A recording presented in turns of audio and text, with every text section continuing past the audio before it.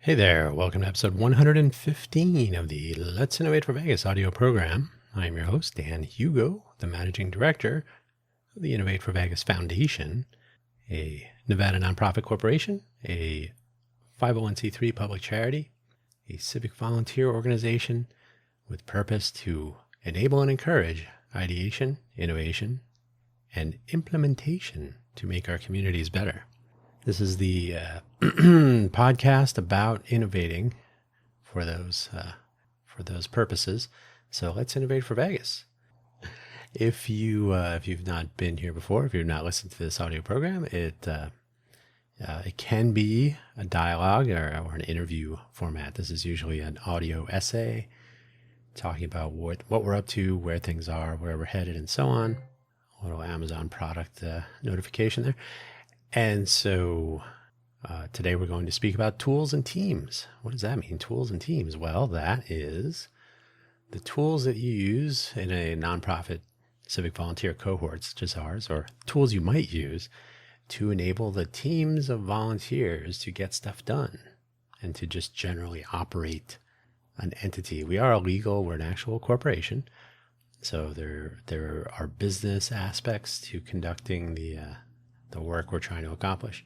And then there's the golden volunteer time to try to make the most of. Volunteer time should not be taken lightly. It's hard to come by. So today we will talk about tools and teams. Hopefully wherever you found this audio program, you're able to locate the episode description, which contains the show notes. The show notes have a summary and the usual 4 links, no additional links today. I was thinking about linking to various examples of tools and whatnot, but you know where to find what you need, don't you? If not, come to our office hours on Tuesdays, 6 p.m. Pacific time. A link on our website, which I'll get to in a moment. And we can talk about tools and operating a nonprofit cohort for civic volunteerism. That's what the office hours are about. So now let's get to it. The sooner we start, the sooner we end. The summary of today's episode. The exciting world of civic volunteerism collides with nonprofit public charity budgets to leave an intense need to make use of gratis tools whenever possible. And in so doing, we get to know up close what is out there and what works. And along the way, we can try to be visible to the outside world, though not everybody buys that. What you end up with is some people opting for tools that are available but are not necessarily, internet friendly. Instagram is one of those sites that breaks the internet, for example. Can I just put a link to something? Well, only in these specific places. So similarly, some tools that people like to use or gravitate to for whatever reason are not necessarily searchable from the outside. They're not necessarily visible from the outside. It keeps the public and very community-focused work of civic volunteer organizations tucked away behind an internet login. That is searching and indexing and finding things, or just making discussions visible to the world, is not always a default. And for such efforts where the so-called customer is the world, or a small part of it, I personally think it's kind of an interesting choice to limit the visibility of those discussions. But we'll get to that. The links for today's episode, the usual for Innovate for Vegas Foundation homepage, innovate4vegas.org. Innovate for Vegas, all one word, no spaces. That's our homepage. You can find our gatherings calendar, a link to the current episode of this very audio program, our governance, a few more things. Always work in progress. Hopefully it will look nicer over time. It has improved slightly. You may not have noticed, but it's improving slowly. It needs to improve, like one big version bump. So everybody says, oh, new website. projectact.info. That's project hyphen. The hyphen is the key next to the 0 on your keyboard. Project-act.info.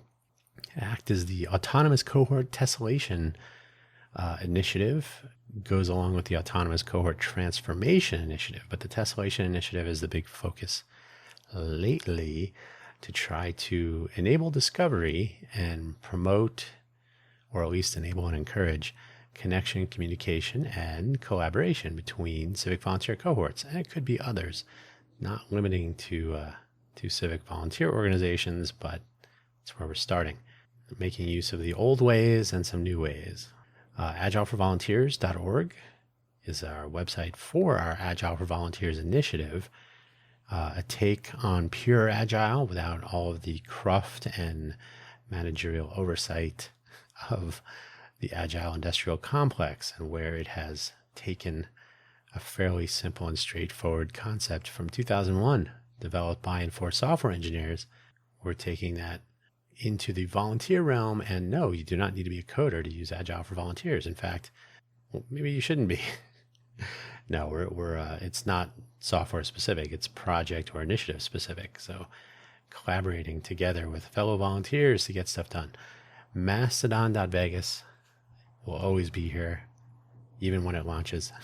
Our geo-focused Mastodon server instance coming soon. It's part of a larger focus on city scale information sharing, information awareness. So it will fit into some other activity pub related stuff, but I like to talk about it here just so that no one is surprised when we launch it.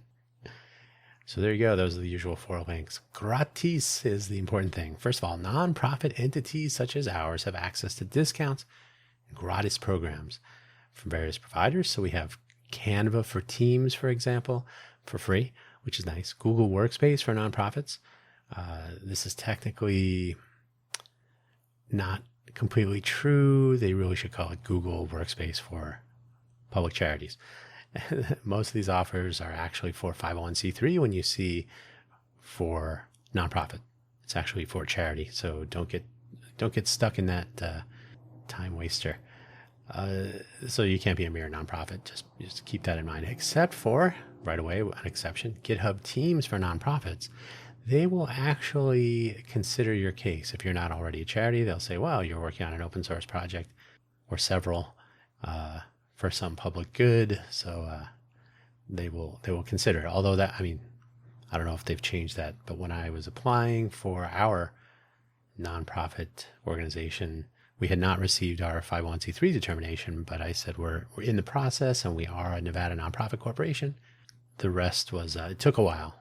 It was when the nonprofit stuff was getting sorted out inside the halls of GitHub, but we did get our GitHub Teams completely free, and it continues to be free. And so far, I have to say, there are things about GitHub that are not great, but they were definitely pretty easy to work with on this. And to get that value completely gratis, it's nothing to shake a stick at. A small fee discount for Stripe.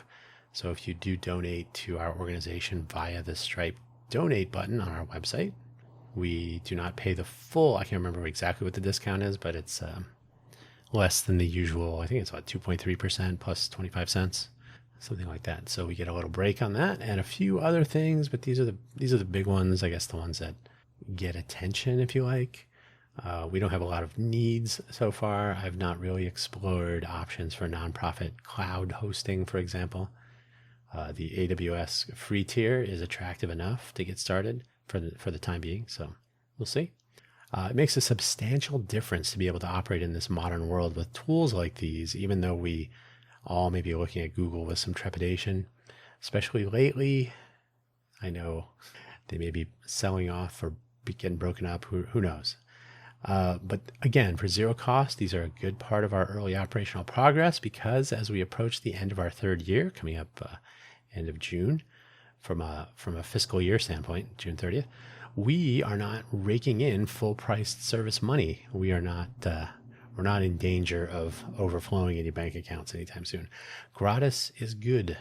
Conversely, there are some tools and platforms. Figma is the first to come to mind, where a gratis version of for nonprofits is such as ours is not an option, as far as I'm aware. I haven't checked very recently, but I have looked at their pricing schedule, and they do not appear to offer a nonprofit discount or gratis. Gratis is, I don't like to say free, because rarely things are free, but if they are interested enough in participating in the nonprofit world to offer a break or even a free platform, as Canva does, that's gratis. It's not really free. Nothing is free, and it's there where decisions are made.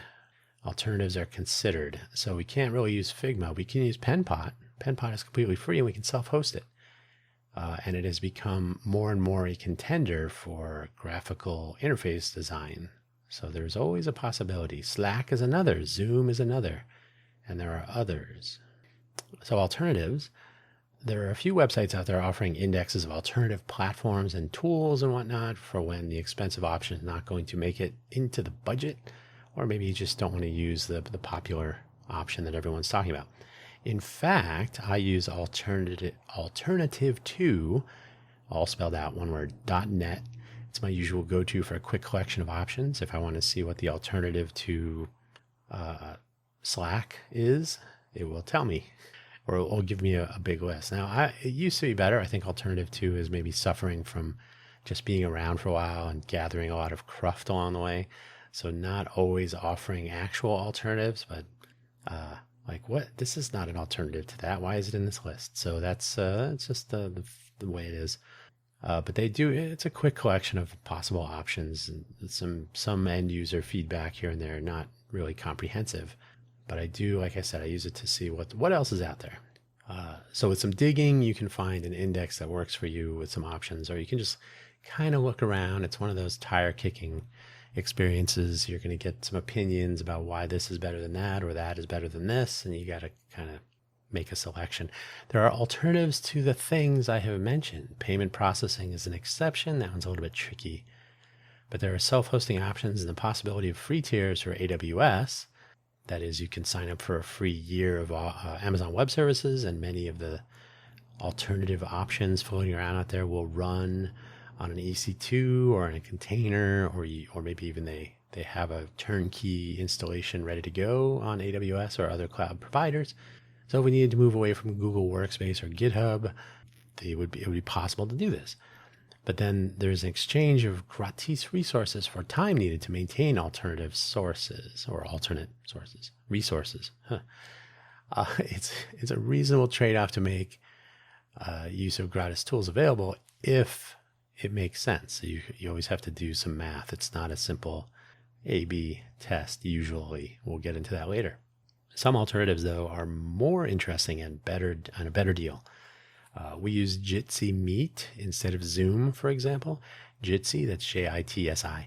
It's an open source video conferencing tool. It has breakout rooms.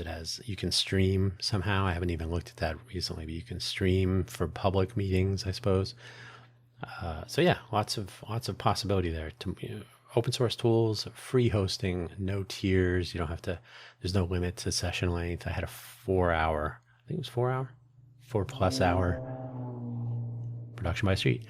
We had a 4-hour initiative meetup yesterday. So that's Monday evenings at 6 p.m. Pacific time on our gatherings calendar on our website. So 4 hours, no alerts that I'm using some amount of limited time on a Zoom call or whatever the case may be. So we don't have to pay. I will point out, side note, I don't believe he's the CEO anymore, but when I lived in Sunnyvale and then we were doing Radio Sunnyvale, I did have a nice interview with the CEO of 8x8, a communications company, and they are actually one of the primary backers of Jitsi, and they have been. It's always been a sort of it got my attention that they are proactively engaged in the open source community and so enabling at such a reasonable price point. So good for them and good for us. Alternative to Zoom, anyway, there are no practical limits. So that's why I like to point people at Jitsi. There's no like maximum 10 people, maximum 40 minutes, any of that. For what we need, it really doesn't get any better than that. And we can self-host Jitsi if we really wanted to. PenPot, as I mentioned briefly, is another example of a completely free and self-hostable alternative to Figma. And it is coming on. It was initially like, Adobe's buying Figma. Well, we have this open source thing we've been working on over here. So it gained a lot of attention, and it has made a lot of progress over the last 2 years or so as far as being usable. I am not a user interface designer person, but I've heard and read very good things about its improvement and kind of evolution over the years. So it's on my list of things to do to learn how to use PenPot for real. We can self-host it if we really need to. And there are some other less obvious self-hosting options that would likely require less maintenance time. Get some water here. Uh, Less maintenance time. Oops. Everything is an experiment, though. So if some need arises, there are likely alternatives to paid platforms that we would explore, or you could explore. And it's that simple. Although, what's that simple really when you say nothing's ever really simple? So let's cut the slack, though. I gotta be honest, I'm not a Slack fan. One of the tools that seems to be lingering from the Code for America days, Slack, is one of those kind of gray area deals. I think there's a free tier. I believe there is still a free tier. I haven't logged into Slack in over a year. That's why I'm so happy. So I believe there's still a free tier where your discussions disappear after some amount of time. And maybe there are low cost tiers or something. I don't really know their pricing structure. But Slack is really made for workplaces or generally any scenarios where participants are in a discussion frequently.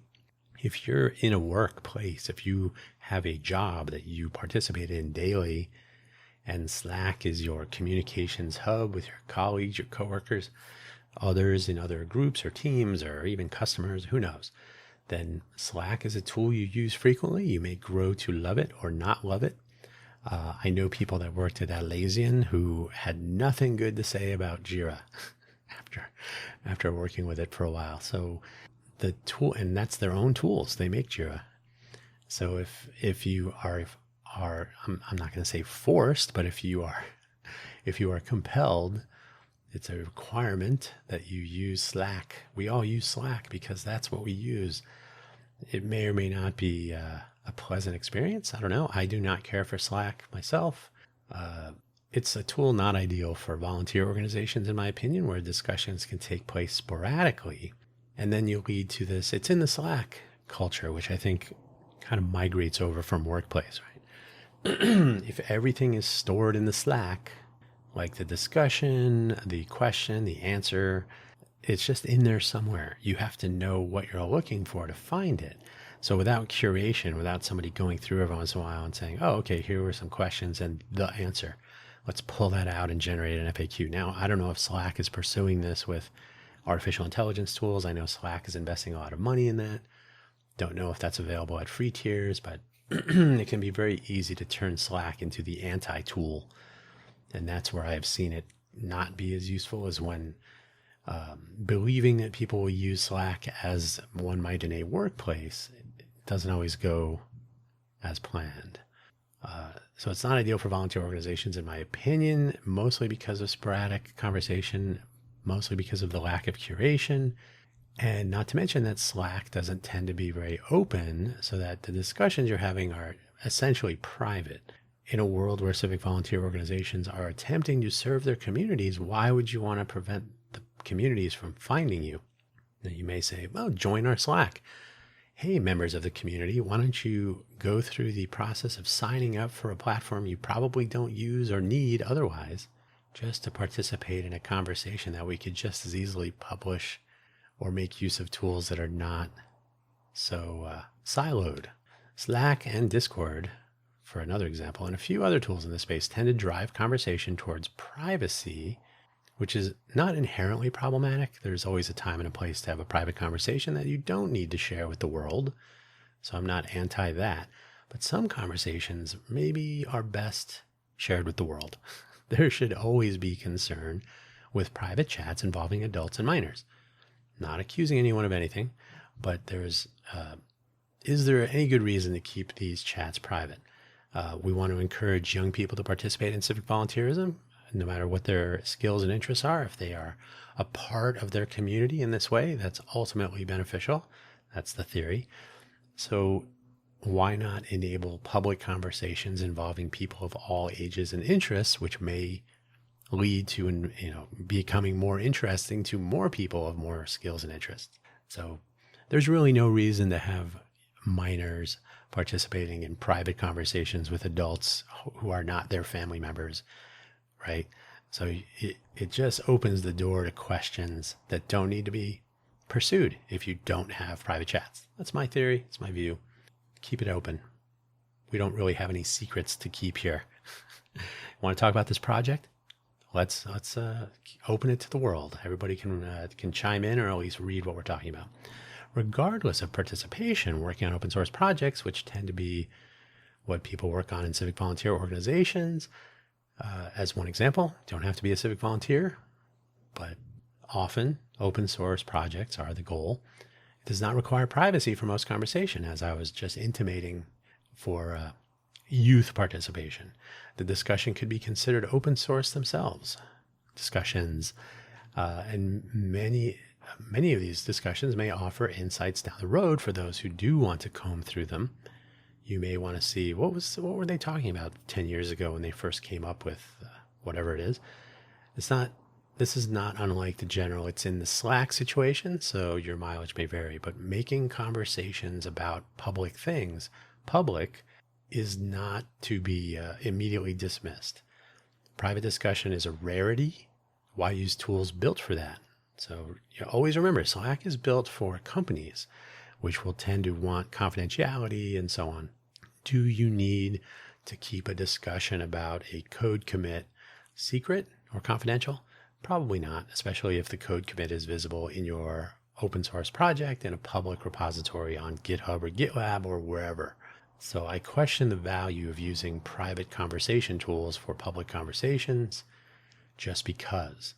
Now, there are people who love Slack or who love Discord, and that's understandable.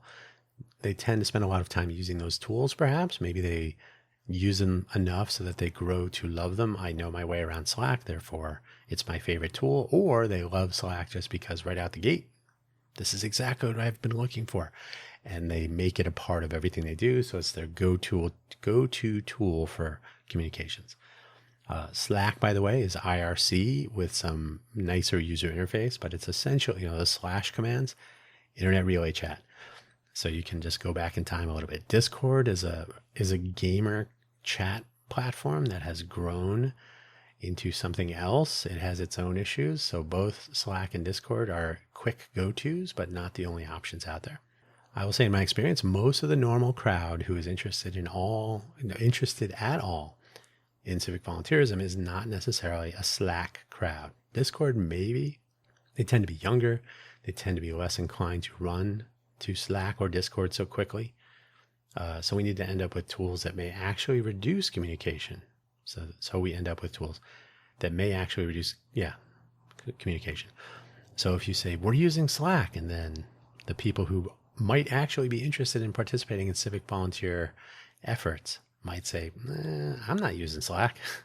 So it may drive people away. It may not. Who knows? Your mileage may vary, but I would question the value of using Slack when other more open options, maybe more free options are available that do not sequester people away in private rooms or channels when open conversation is or needs to be a fundamental part of civic volunteer efforts. So I would drive more towards indexable, searchable, and whatnot. How often do Slack channel conversations show up in a Google or a Bing search or whichever? I honestly don't know if various AI companies they probably have consumed all of Slack for training their models. Who knows? Privacy considerations. Well, I thought we were having a private conversation, but it's in the, just keep your conversations open about open things and you don't have to worry about it. Now it's, whether model training should be allowed in such cases, that's a different question. But generally, if you want people to join your conversation, make it easy for them to find it. So now the title is Tools and Teams. So what about teams and the teamwork that make civic volunteer organizations go? Volunteer time, as I may have mentioned once or twice in previous episodes, more than that actually, is or should be considered gold, as it is not so easy to find all the time. If someone is willing to contribute their time, effort, and expertise as a volunteer, it makes sense to at least attempt to make the most of those time, effort, and expertise on progress. Spend those on moving forward, not on noise and difficult to use tools. If someone says, I got an hour to spend on this today, right? Maybe not an hour total, but an hour today. Okay, we'll try to figure out what we're talking about in a Slack collection of channels here. Good luck. Or you can say, we don't keep everything hidden away in Slack. We keep it in issues. So you know exactly, oh, this is an issue about this. Here's the conversation. Here's how it affects what I'm going to spend my hour doing. So I don't know if it's coming across right now, but I prefer a more structured discussion scheme. Channels tend to be catch-alls and really do drive conversation off topic. It's human nature. So it's not evil, but it can be a massive time waster when you don't have time to waste in the world of volunteerism. There is a caveat. Some tools are worth knowing, even Slack to some extent. So a learning curve might pay off on the job skills development side of the ledger, right? Part of our approach is to elevate skills and job skills, life skills, and so on. People learning to collaborate together, not always a skill emphasized in a school setting. Learning how to use tools in modernity. It might not be the tools that they use in a workplace, but they'll probably come pretty close. So I'm already kind of contradicting myself, but there's an option to select things that are not exactly what people use in workplaces, but they're close, and it's really the mindset and the tools to some extent. Anyway, that's a balance to consider. I'm not here to solve this problem today, but I'm here to discuss or at least mention a few notions floating around. If actual work is done in smaller groups, so maybe you have a cohort of 10 people, but 3 people are working on a particular thing, particular component project of an initiative, etc. It may make sense to enable those smaller groups or teams to use tools that work well for their particular scenario. Does that risk adding complication if there are too many tools? Maybe, probably in fact, except that best practices may emerge from this freedom to select tools that work, so to speak. So that's freedom, so to speak. So that Slack might not actually be as useful as GitHub discussions, perhaps, or maybe email lists. Or how about a cohort Mastodon server, or maybe a Lemmy server? Lemmy is like Reddit. It's a federated Reddit, not clone, but similar features. Everything always has to be like something else. I would posit that the notion of volunteer contribution, solo or as part of teams, may be at odds with a top-down decision to use certain tools. I say this as I have essentially established GitHub tools as our baseline for not only basic repository function for our whole organization, but for our initial Agile for Volunteers initiative development target. Are there better options? Maybe. Are there different options? Absolutely. Do they compete on price? No, it's not really. GitHub's free deal is really hard to beat for what we're doing. But as with everything, your mileage may vary. Not right now, though. It's not really easy to beat. So our free Google Workspace account for our organization offers similar balance to test between cost and function. That is, if we're going to take a really hard look at it, we get a lot of stuff for free from Google Workspace. Even though Google is not always the best actor in the world, would an alternative be better? And what does better really mean? It's not always easy to make that determination. What does make it difficult is if you have a little uprising. Why are we using Google Workspace? We should be using, and then something that is not free and is not as feature rich but is somehow, and you're like, well, it's a more complicated decision than that. So I'm sticking myself firmly on the fence in some of these things because, as is so often the case, the selection criteria are important. Flying by the seat of the pants or what have you, or only considering cost. For another example, if you say, the free tools is the way to go. The free Google Workspace for nonprofits, that's all I'm looking at. Well, there's Proton and there's Microsoft stuff and there's Zoho, and there are variations on this theme. So then you have to look at, how well does it work? Is it going to meet what we're trying to accomplish? How easy would it be to migrate away from this? Et cetera, et cetera. So there's always a few considerations. If you've ever been in the corporate IT world, you know that platform selection, platform migration, platform cost, there's a lot of factors. It's not a simple snap the fingers and change the direction of a group of people. Like, hey, I spent a lot of time getting the free Google Workspace. I had to fill out forms and wait for a month and so on, from TechSoup. So someone snaps the fingers and says, we should change. Hold on. You want to be a part of the discussion about the change? That's a different thing. Yeah, let's all sit down at a table or a virtual table and go through why we need to change and what's going on. So having some diversity in tool use by individuals or teams, whether it's part of your own initiatives or outside, in their own workplaces or their own projects, etc., is useful for those discussions. Now you have a basis for conversation, not, well, I heard some other platform is more popular. Why don't we use it for a while? Why don't you use it for a while and then tell us what you think? So here's the take home for now. The take home message, as one of my college professors used to say as the lecture ended, is that tool selection and team productivity are non-trivial selections. In some cases, cost prevails. Google Workspace, GitHub Teams are two primary examples that come to mind. Neither is perfect, but free and useful are difficult to beat. So they're not the best, but for free, they're very good. In other cases, a free tool that is isolating or maybe confusing is more expensive than other options. So even though it's free, if it doesn't work, then it's not good. Do you have the budget to pay for a subscription for something? Maybe, maybe not. Depends on where your nonprofit efforts are and whether you are driving donations or if it's a more passive donation effort like ours. We haven't really been asking people for money yet, but free is still an attractive price point though. I don't know that there is an actual selection criteria that yields Slack as a choice for civic volunteer organizations. If Slack was simply free and good enough, Google Workspace is more than good enough, but it has some caveats. So it's good and free, as I said, and pervasive. Pervasive is a reasonable checkbox as well as the others. If Google Mail, is Google Mail a problem? I think it kind of is. They have nearly 90% of the email marketplace, and they make some very weird decisions that lead to some email being not delivered or being marked as spam when it probably shouldn't be. So you have to keep Google happy. Like, hey, I have a new company. I'm trying to do a mailing list. And well, you haven't been around long enough. Like, who, what? So some of their policies are a little bit questionable. So absolutely something to be concerned about, but does that outweigh the needs of the organization and that price point? Free? Maybe not yet. Does it work for the people who need to use it? Yes, or probably. So there's more to it than it's free and it works. From my perspective, and your mileage may vary, of course, the people who are most invested in a cohort, if they can consider the real and practical selection criteria factors, will ideally make reasonable and useful choices for their cohort.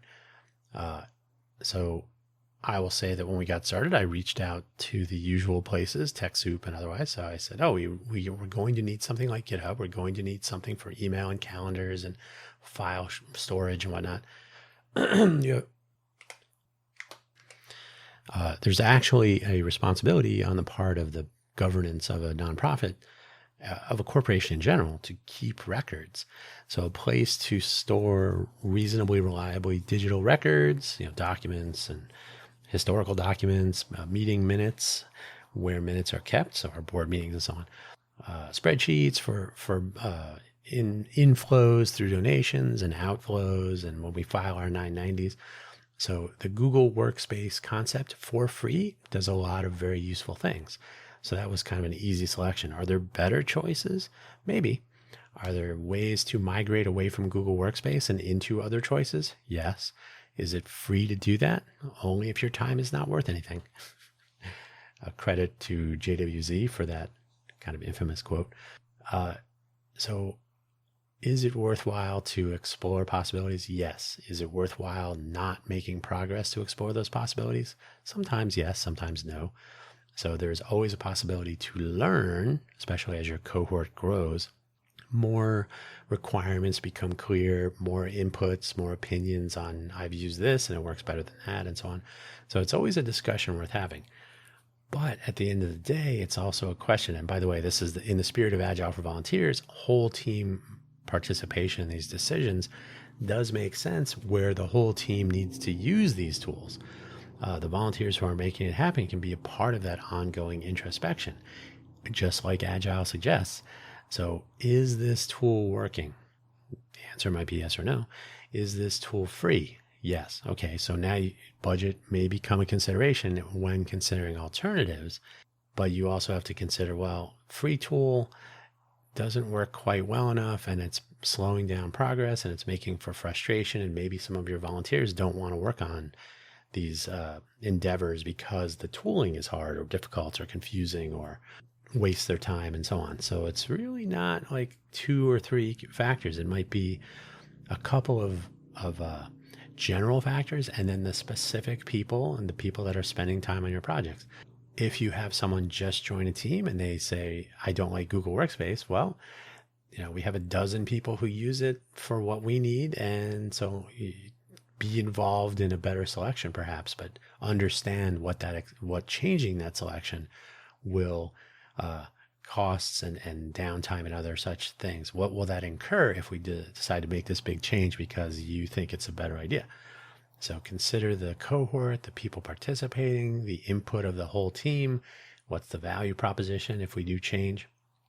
What's it going to cost, not only financially, but in time and effort and risk to data loss, for example, or just being inaccessible? Like, oh, while we migrate, we can't access any of our messages or documents, or who knows what migrating from GitHub, is that going to be easy or hard? It can be tricky. So yeah, there's a lot of things to consider, and it's not a simple snapping of the fingers. I think the most important thing though is to consider the tools that have been selected, the tools that could be selected, and how these selections have an impact on your civic volunteer participation, whether they in your team or teams are making some suggestions, whether they're willing to try before the like, hey, if you want to switch to Proton Mail, let's set up an account and you use it for a while and see what you think, and then come back and have that conversation. So yeah, it's tricky when you are in a, it's not exactly a top-down, authoritarian business arrangement. It's really everybody is a part of the conversation to the extent that they participate in making things go. And that's where you'll get, the founders or the co-founders of a cohort of an organization that have gone through the paperwork filings and all that, all the day-to-day business of running a business that doesn't make money, probably doing it for free. Not always, but in our case, for example. So a lot of time goes into some of these decisions with the best intentions. So changing is not necessarily a question. It's not even an ego thing. It's really like, okay, well, to change, it's going to require some actual, and like I've already said, risk, cost, etc. So it's non-trivial, but ultimately worthwhile to look at these sorts of decisions in a serious light and try to do the best for your volunteer cohort. There you go. That's the take-home message for today. I want to thank you for listening as always, and do not forget to check out our website. Come by our office hours sometime if you're curious at all about what we're up to. We do have usually a weekly meetup on Tuesdays at 6 p.m. Today, for example, is Tuesday. Today's is canceled, so that's been marked on the calendar since last week that it was canceled. So try not to surprise people with a schedule change. Ultimately, Tuesday, 6 p.m. Pacific time, online, Jitsi Meet, works in most browsers. There's a mobile client. It has worked pretty well so far for a couple of years for our purposes. Come on down, have a chat. We'll go from there. Take it easy. Thanks for listening as always, and have a good week. And whenever you're listening to this, bye-bye.